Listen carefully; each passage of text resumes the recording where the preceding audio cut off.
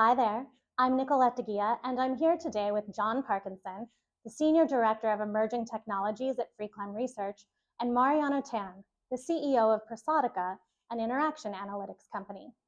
We're here to talk about the human effect and where and why humanity still has a major place in this age of automation. It can be argued that the single greatest contribution to economic productivity in the 20th century was the broad application of the principle of self-service, taking work that previously required specialized knowledge or presence and making it accessible to a broad range of people. No individual was necessarily more productive. In some cases, they would have been less. But across the mass of individuals, the total productivity that was achieved was significantly greater. For the 21st century, not only do we have more areas where we can apply this same principle of self-service, particularly in the contact center, but we also have artificial intelligence and machine learning techniques, which are increasingly able to replace humans in the conversation between a consumer and something that they want to have happen. So we have to ask ourselves, as we replace human-to-human connections with a conversation that's human-to-software, what are we giving up? What part of that human-to-human interaction don't we have when our human knows that what they're speaking to is a piece of software, not another human being? That's right, John. That's what we call the human effect. The real measurable effect that a human-to-human conversation has is differentiable from a human-to-machine conversation, or essentially the way that a person behaves differently when they know they're talking to another human being versus when they think they're talking to a machine. So what are some real-life examples? Here's the example I like to use. When you think about the business case of applying self-service or automation, the classic business case says, will the customer prefer the channel of automation? Let's say the answer is yes. The customer wants to use self-service automation. Lots of consumers do. Self-service automation generally also costs less money to the business. So if the business and the consumer both have a preference for this, it seems like an easy business case. What's missing is not the cost element, but whether or not the value element has been fully expressed. So what is the value you're trying to extract from the conversation? Maybe by way of example? Yeah, one of the good data points that we have that relates directly to this is the relative abandonment rates for people who book a reservation at a restaurant online versus calling the restaurant. And we know that if you book online, you're almost twice as likely to not show up because you don't have that connection to the person who answered the phone and took your reservation. Right. So back to that business case, if you save pennies by not having a human answer the phone, but you're sitting there looking at an empty table, have you actually succeeded in your business case? Interesting. Talk me through the logic of that. So conventional wisdom is that software is good at routine, simple, repetitive tasks, things that you wouldn't require much insight or experience to be able to do. And humans are good at the complicated stuff, where domain knowledge is important and an understanding of intent or unusual, rare events makes a difference in the value of the interaction. That's straightforward, it's simple, it's incomplete.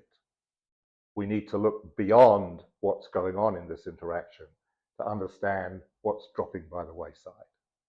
Yeah, and what I find interesting about that is if you think about the idea of machines solving the simpler problems and humans solving the complex problems, we can sort of assume that machines, especially given generative AI and large language models, are starting to be able to solve more complex problems. So as the machine solves ever increasingly complex problems, you follow that to a logical conclusion and you say that the humans will not have much of a domain of problems to solve anymore. But if we think about that intuitively, something's got to be missing in that. We've been talking to each other and eliciting emotional reactions from each other for tens of thousands of years, and we can't imagine that the automation is just going to replace that. Then what's the real question we should be asking? So the real question is not what can we do, it's what amongst the things we could do should we do? And how do we balance our desire for increased productivity and cost effectiveness with the long-term value of building and establishing human relationships? So we're talking about behavioral science and psychology here.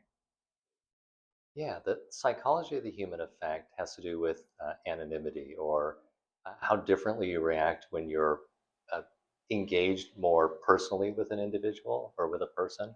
So when you're talking to somebody face to face, you have a higher responsibility of decorum than when you're talking to somebody over the phone and they can't see you, or when you're talking to somebody and you're completely anonymous and they can't identify you.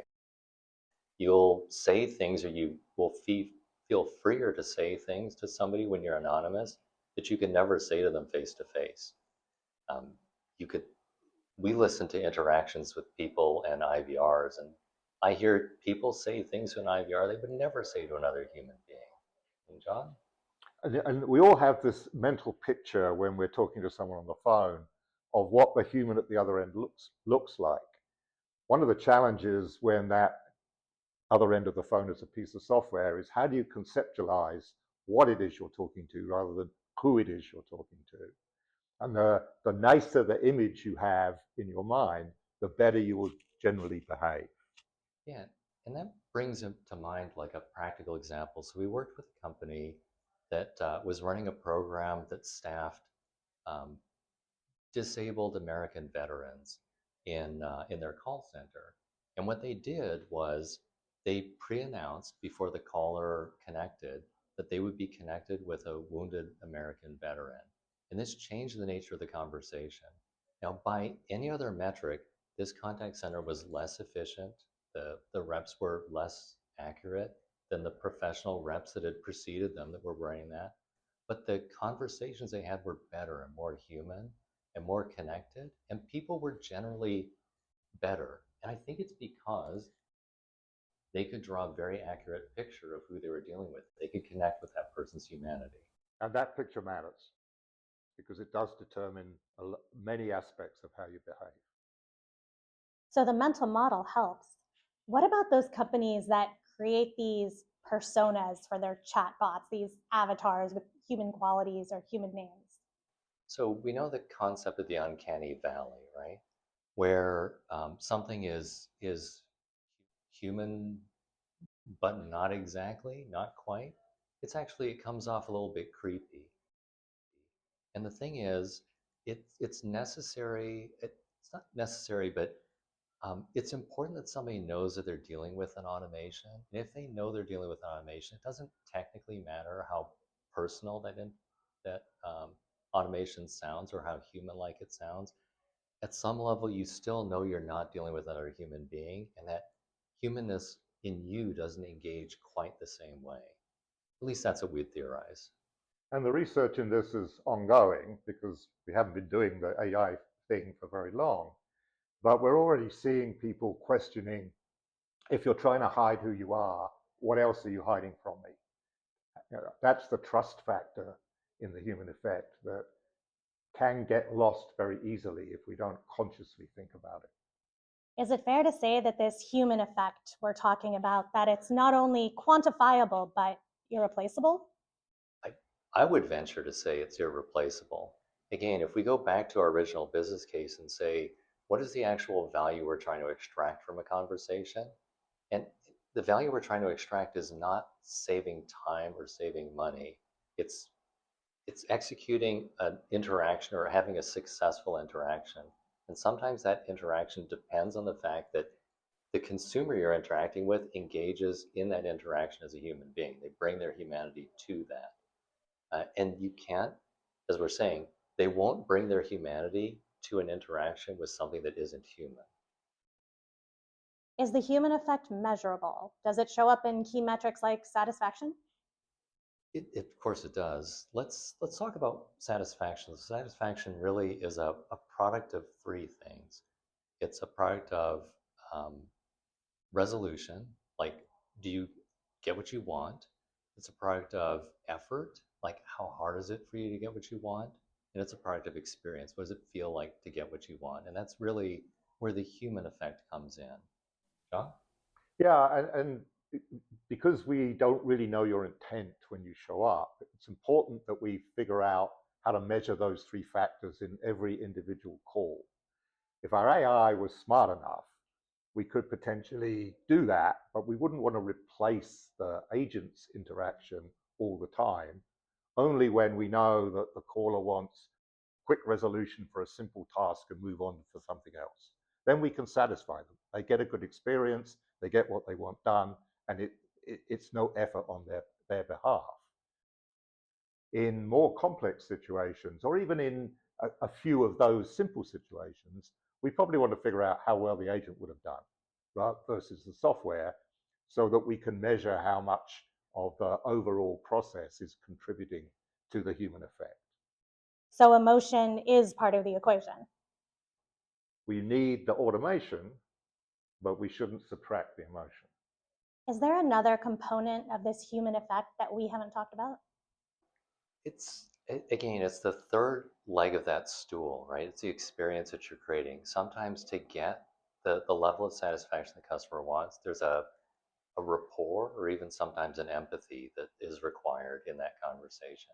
And there's a funny thing about empathy in that it can't be scripted. There are no words that make something seem empathetic. It really comes across in the way you sound and in your humanity. Again, linking back to this, empathy really can't be fed out of a machine. So there's no way to manufacture it. Not in a way that would be perceived as by another human being as truly empathetic, I don't think. So there's a real advantage to human outreach, just from a behavioral economic standpoint. There can be.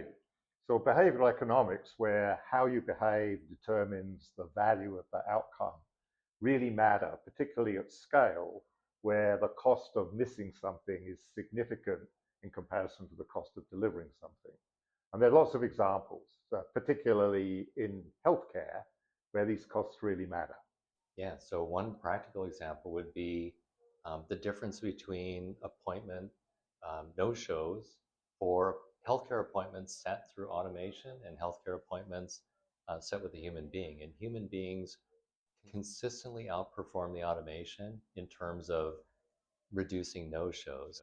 And that is because there's more of a commitment that you feel when you've said to another person that you'll be there.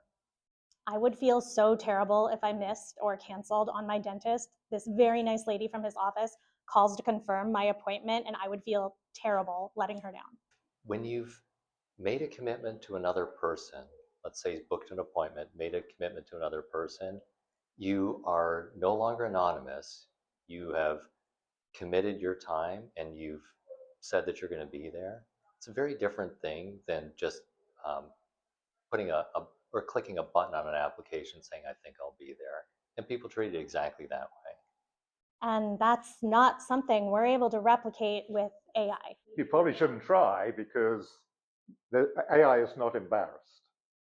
The next time you show up at your cancelled dentist that you forgot to tell them about, you're going to be embarrassed. If it was AI, you wouldn't care. We need that caring factor to build the trust and empathy around.